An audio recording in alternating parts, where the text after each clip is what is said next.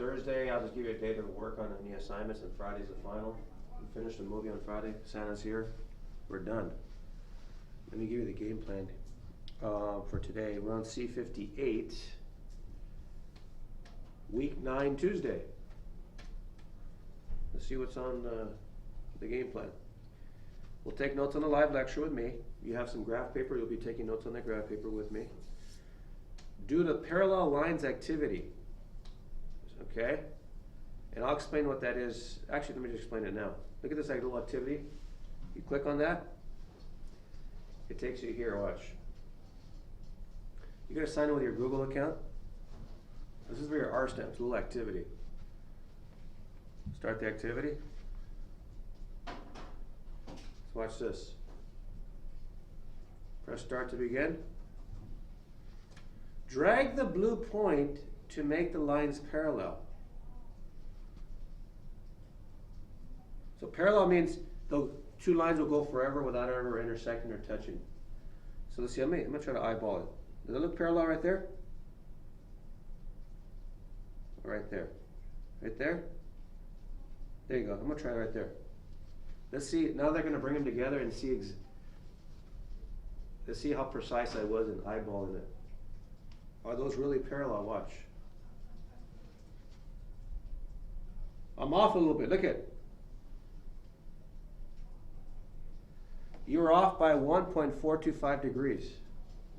Let's see if you can beat my score, but that's going to be for your R stamp. It's going to take you through these little challenges, and these challenges are related to what I'm going to cover today on the lecture. So all that to say is that's the parallel lines activity right there. You're going to do it on your own. Sign into your Google Apps account. Okay? So that's your R stamps, and then DMT, your P stamp, you're going to do numbers 1 through 12 only on Cami or paper. It's up to you. Okay, 1 through 12. Stop at 12. This is going to be related to today's lecture. And that's it. Very basic activity. If you have any time left, you guys all owe me assignments. Maximize those credits. You can get the five credits by this Friday, or whatever amount of credits you want. That's for you. It's for you to decide. Let's do the warm-up. Watch this. I'm going to do A in red since the line is red. That makes sense to me. The slope from now on is lowercase m. Whenever you see lowercase m, that indicates slope.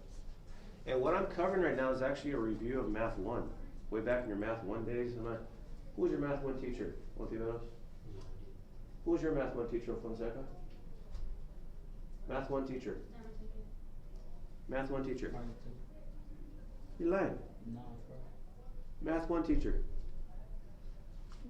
So not a soul in here knows who their Math 1 teacher was. That's kind of cool. Now, well, look here, I think I was in old school, mister. Right, so who was your teacher? Her name was Miss Grainer. Oh yeah, I know Miss Grainer. I know all the math teachers. For real? You know her? I know all the math teachers because we get together during meetings and district meetings. She smokes like hella cigarettes, her? Yeah. Yeah, that might. And then for my math Stop too, laughing. I just don't. You had her too or what? Yeah. Bro, you want a PI? Oh yeah? Oh, I don't know. Check this out. Your Math 1 teacher should have taught you the slope formula. Yeah, nah, she didn't, mister. Hell no. Or maybe you weren't listening. No, miss, trust me. So I noticed that sometimes you don't listen. I'm not sure. Just kidding. I'm playing. Check this out. All right, here we go. Delta y over delta x. Changing the y's over changing the x's. Which point should we use? Rojas brought that up. It could be any 2 points. I'll use this one and that one. You could have used this one too. It doesn't matter. I'm going to use these two. So the coordinates here are 6, 4. Right? Coordinates here are 3, 5. Let's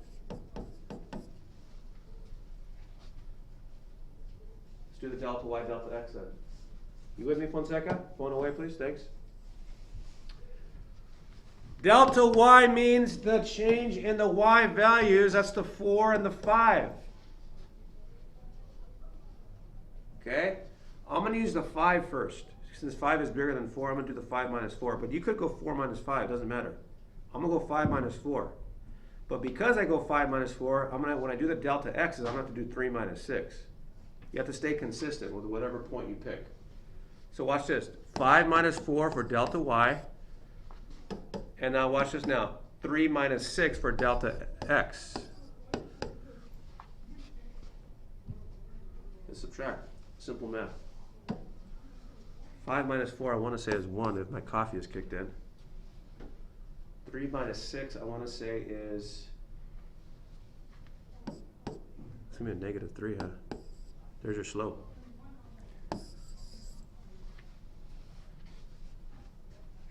Down 1.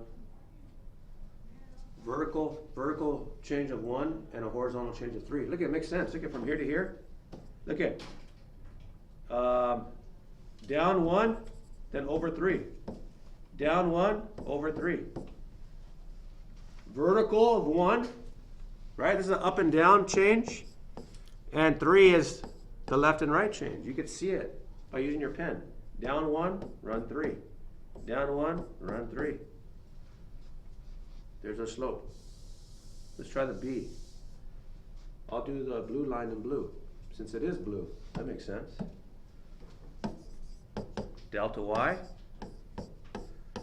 delta x. I'll pick any 2 points. That one and this one. There we go. 2, 2. That's the points for that one, the coordinates for that one. And over here is 5, 2. Let's rock and roll. Delta y, delta x.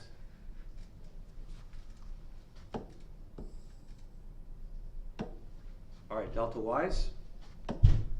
This is a y, that's a y. This is an x, that's an x. So delta y's, 2 minus 2. Delta x, 5 minus 2. Wait a minute, I see something strange on the numerator. I see a 0 divided by a 3. What's 0 divided by anything in math? 0. So here's the moral of the story. Whenever you have a line that's perfectly horizontal without any up or down slope, the slope is actually 0. You don't even have to do the calculation. Just know that it's a perfectly horizontal line. You're dealing with a slope of 0.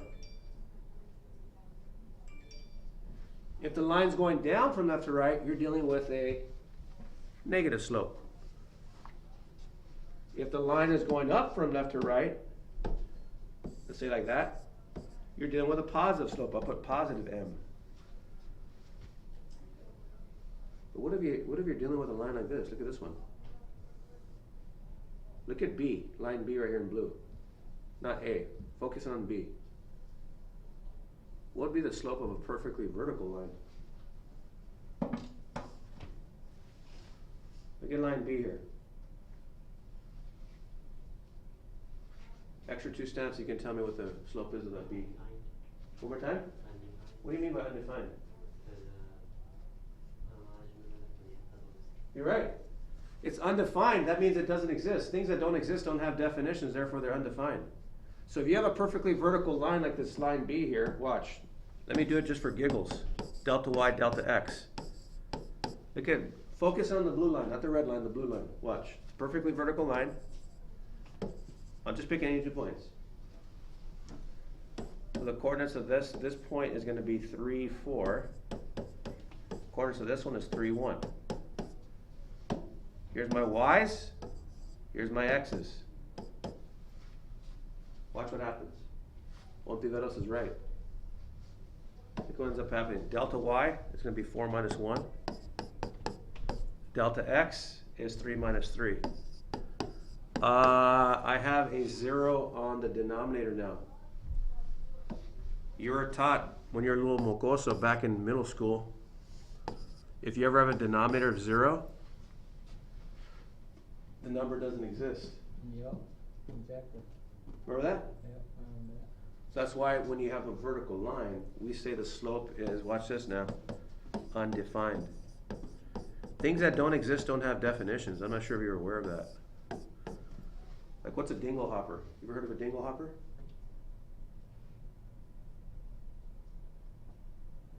Doesn't exist. So it doesn't have a definition. Bad joke. But you get my point.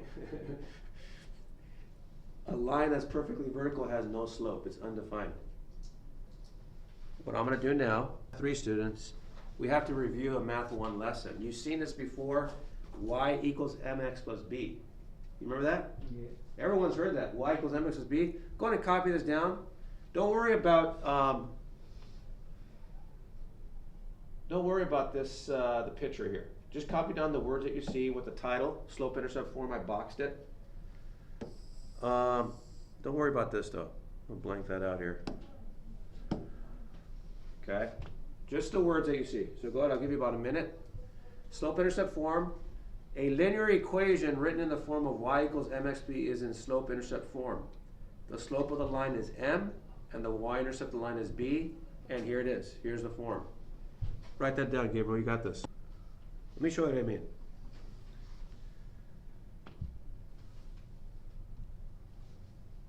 Desmos. Desmos.com. Let's see. Really? Go to scientific. Not Dennis Prager. Desmos.com. Here we go. Watch this. Let me graph a linear equation.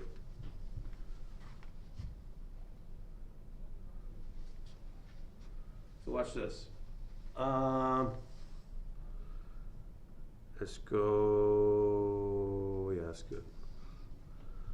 All right. Y equals, watch me type this. Let me graph this here. Watch the graph coming up. Phone's away right now, please. Thank you, sir. Y equals 2/3 x plus, let's say 5. So look at, if I compare that to y equals mx plus b, what would be my b value, Ms. Quintero? What's my b here? If I compare that with y equals mx plus b. 5. Exactly. So my b here is 5. And what's my slope, my m, Mr. Ontiveros?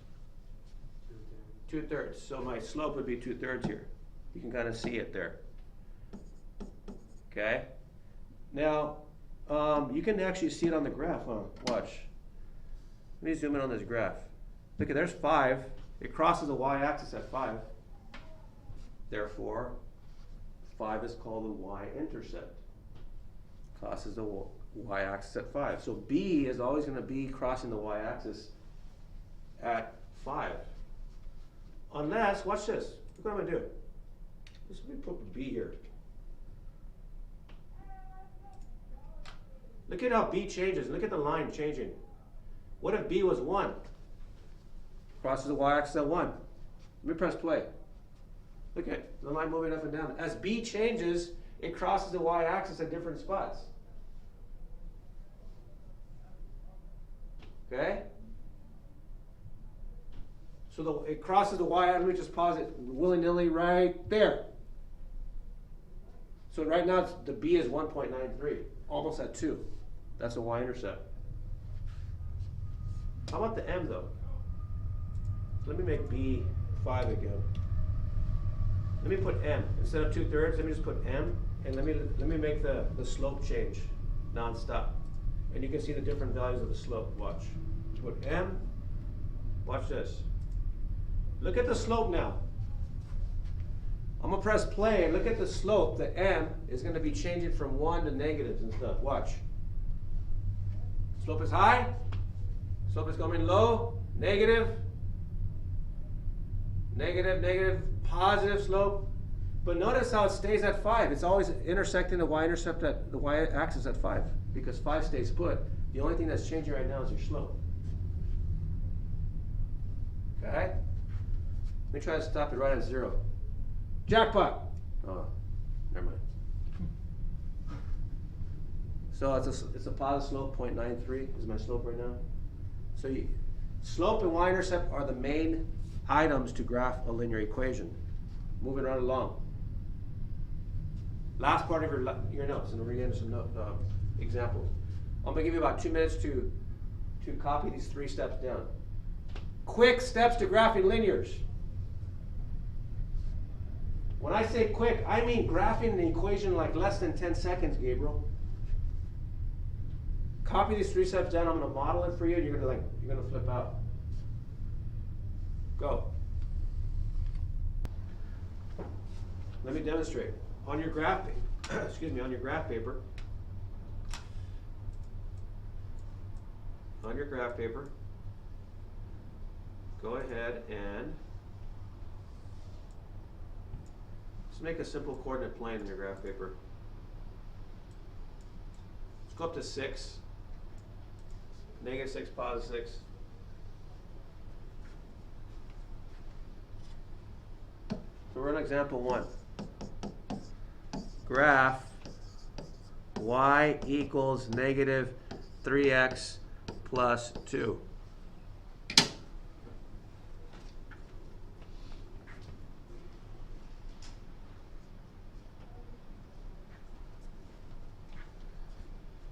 So on your graph paper, you give me an x and y axis, +6, -6. Here we go. I'm going to compare the equation I just threw at you to the standard form of a slope-intercept form. Y equals mx plus b. Ms. Rojas, what's my b value here? 2. So look at what the 3 steps says. Can you read step 1 for me, Mr. Gabriel? Yep, I got you. Read it. Plot the y what? Intercept. Intercept. Quotation marks. B. So plot the y-intercept, which is b. I'll do that. B, Ms. Rojas has said it was 2, so the y-intercept is 2. Look at it. Boom. Do that with me. I'll do mine in Dodger blue. Go. Step 1. That was easy. Fonseca, can you read step 2 for me now? Use a slope and to plot the other point using your B as starting point. Okay, so B is our starting point. Thank you, Fonseca. I'm going to start from there, and I'm going to use the slope, which in this case is -3/1. Look at that's your M. I'm making it into a fraction because slope has a rise and a run, a vertical change and a horizontal change. So from my B, the starting point, I use the slope to get to the next point. So this is down 3. Look at vertical change of 3. 1, 2, 3. And horizontal change of 1. What does step 3 say, Miss Quintero? To draw a line through the point. Look at. Put arrows because the line goes on forever. We're done. We literally graphed that in like less than a minute. That's me teaching you. Can you imagine when you get practice? You can do this like in 5 seconds. I used the y-intercept. I plotted that puppy. Then I used the slope to get to the next point starting from the y-intercept. We graphed.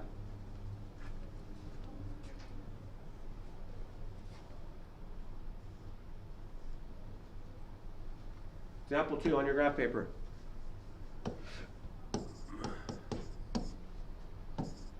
Graph y equals 5,6x minus 4.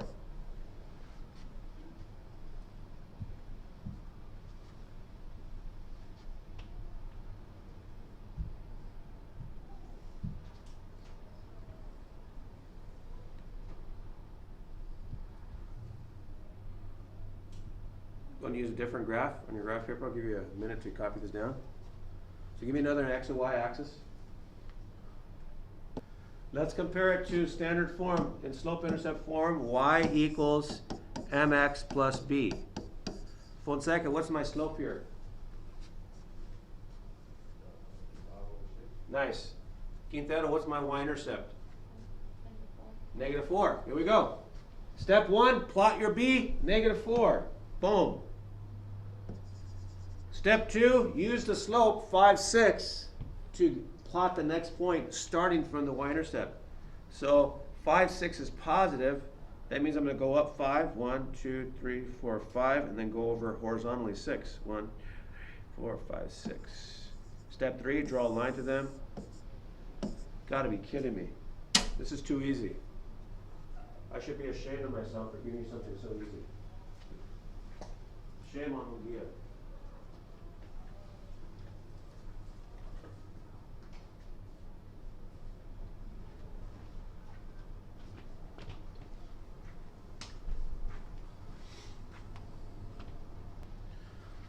Graph y plus 7 equals negative 3/4 x.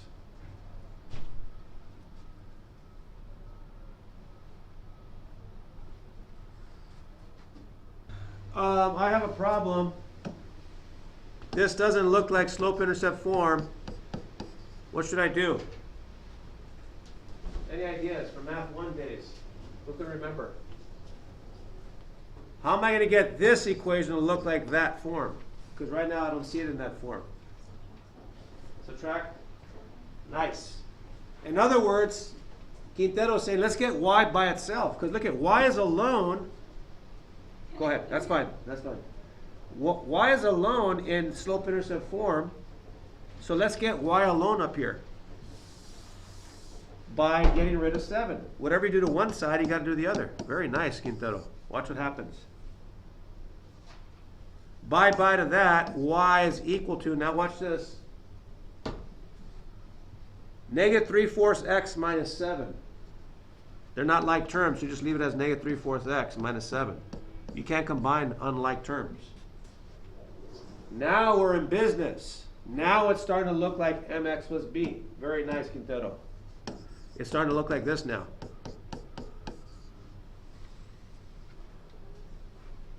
What would be my m, Gabriel? What would be my slope here? The negative 3 over 4. Nice. Ontiveros, what's my b? My y-intercept. Nice. Here we go. Let's rock and roll. Negative 7 y-intercept is the first step. Plot that puppy, so it's going to be right here, right below negative 6.